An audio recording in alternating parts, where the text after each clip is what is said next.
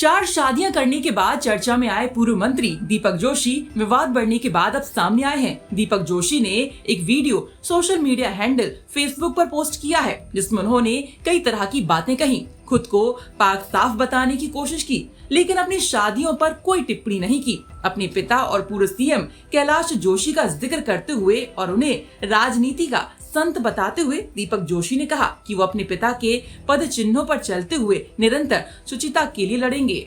1 minute 28 second के video में दीपक जोशी ने कहा कि यश अपयश मनुष्य जीवन में आते जाते रहते हैं। दीपक जोशी की माने तो उन्होंने गलतियां जरूर की हैं, लेकिन बेईमानी, छल या कपट नहीं किया है।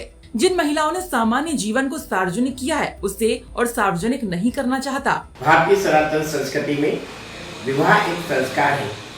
यह एक नितांत निजी विषय भी हो सकता है। सार्वजनिक जीवन का दम भरने वालों के लिए यह विषय जनता के प्रति जवाबदेह भी होता है।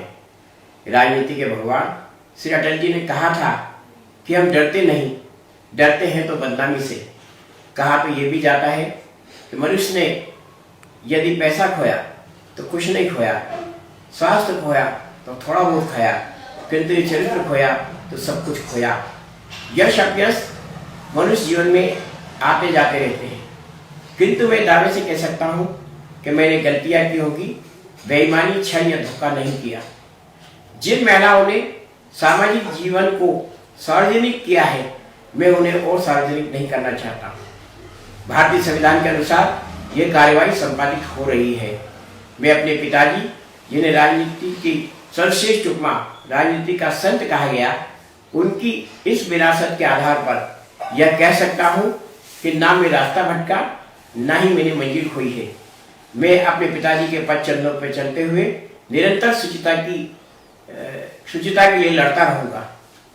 ऐसे समय में मैं अपने समस्त सामाजिक, राजनीतिक एवं पारिवारिक सदस्यों का धन्यवाद देता हूँ कि जिन्होंने इस विकट परिस्थिति में मुझे धैर्य और सहयोग प्रदान किया। ये पूरा मामला तब सार्वजनिक हुआ जब कथित तौर पर दीपक जोशी की चौथी पत्नी पल्लवी ने अपने सोशल मीडिया अकाउंट पर कुछ तस्वीरें पोस्ट की, जिनमें दीपक जोशी उनकी मांग में सिंदूर भरते नजर आ रहे हैं। इन तस्वीरों के सामने आते ही ये विवाद सिर्फ एक शादी तक सीमित नहीं रहा। 2 और महिलाएं नम्रता जोशी और शिखा जोशी ने भी दीपक जोशी की पत्नी होने का दावा ठोक दिया। इसके बाद सवाल उठने लगा कि उनकी वास्तविक पत्नी कौन है।